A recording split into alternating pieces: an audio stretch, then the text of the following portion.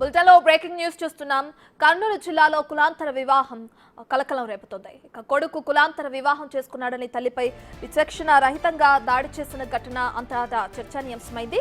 వరుడు తల్లిని స్తంభానికి కట్టేసి కొట్టారు వధువుకు చెందిన వర్గీయులు. ఈ దాడిలో వరుడి తల్లికి తీవ్ర గాయాలయ్యాయి.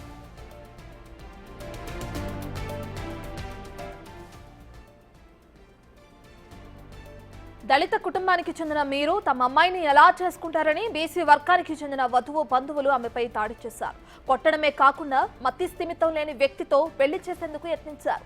గ్రామస్తుల సమాచారంతో రంగంలోకి దిగిన పోలీసులు ఆమెను కాపాడారు. ఈ దాడి కేసులో మొత్తం 9 మందిపై కేసు నమోదు చేసి రిమాండ్కు తరలించారు. జరిగిన ఘటనపై దళిత సంఘాలు తీవ్ర ఆగ్రహం వ్యక్తం చేశాయి. ఈ ఘటనలో పోలీసుల తీరుపై మండిపడ్డారు. ఘటనపై సమాచారం ఉన్నా పోలీసులు లేటుగా స్పందించారని మండిపడ్డారు దళిత నాయకులు. పైగా ముత్తాయిలను మీడియా ముందు ప్రవేశపెట్టకపోవడంపై ఆగ్రహం వ్యక్తం చేశారు. ఇలాంటి ఘటనలు మళ్లీ పునరావృతం కాకుండా చూడాలని డిమాండ్ చేస్తున్నారు.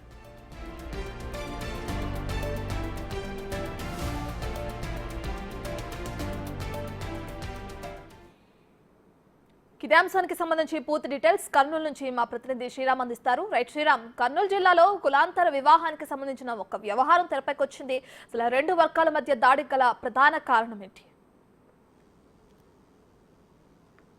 రత్న 12వ తేదీ సాయంత్రం కల్లుకుంట్ల గ్రామంలో జరిగినటువంటి ఘటన ఏదైతే ఉందో అందరినీ కలిసివేసిందని చెప్పుకోవచ్చు. 2 రాష్ట్రాల్లో చర్చనీయాంశంగా మారింది.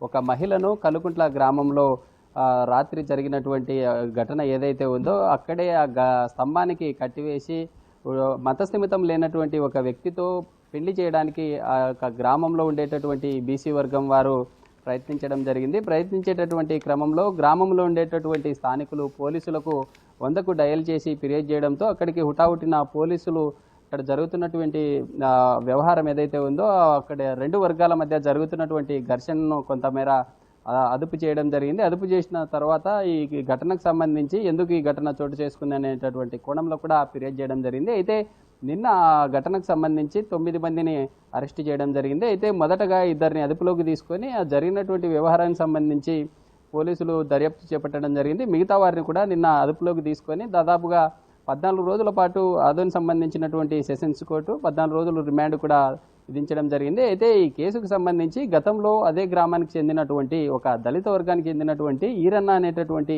యువకుడు అదే గ్రామానికి చెందినటువంటి ఒక చాకలి వర్గానికి చెందినటువంటి ఒక అమ్మాయితో ప్రేమ సంబంధించినటువంటి వ్యవహారం నడపడం జరిగింది. అది కాస్త 6 నెలల క్రితమే ఈ పెళ్లిగా చేసుకొని బెంగళూరులోనే స్థిర నివాసం కూడా ఏర్పాటు చేసుకొని అక్కడే ఉన్నారు. అయితే తమ తల్లి ఆ గ్రామంలో ఉండేటటువంటి ఈ చాకలి వర్గం వారు పదే తమ తల్లిని మందలించేటటువంటి క్రమంలో అక్కడ కాకుండా పక్కనే ఉండేటటువంటి ఎమగనూరు పట్టణంలోనే అక్కడే తమ కొడుకు ఉండేటటువంటి ఇంట్లోనే ఉంటూ అక్కడే ఉండడం జరుగుతుంది. అయితే 12వ తేదీ సాయంత్రం ఆ గ్రామానికి రైతు భరోసా సంబంధించినటువంటి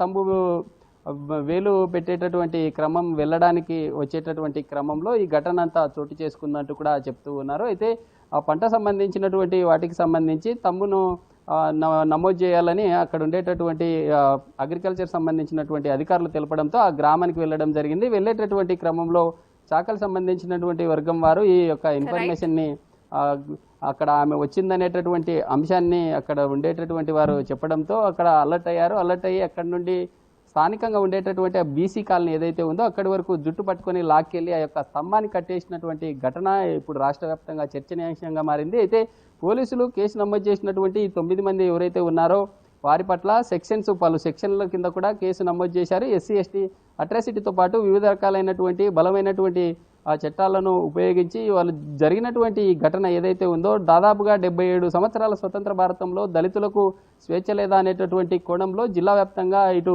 దళిత సంఘాలు అయితే బగ్గుమంటూ ఉన్నాయి. అయితే పోలీసులు దీనికి సంబంధించి ఎక్కడ కూడా మీడియా ముందు నిందితులను ప్రవేశపెట్టలేదు. వాటికి సంబంధించి కూడా పోలీసులు ఎందుకు ఈ కేసును ఇలా చేస్తున్నారనేటటువంటి కోణంలో కూడా ఇటు దళిత సంబంధించినటువంటి వారు కావచ్చు కుటుంబ సభ్యులు మండిపడుతూ ఉన్నారు. Thank you Sriram.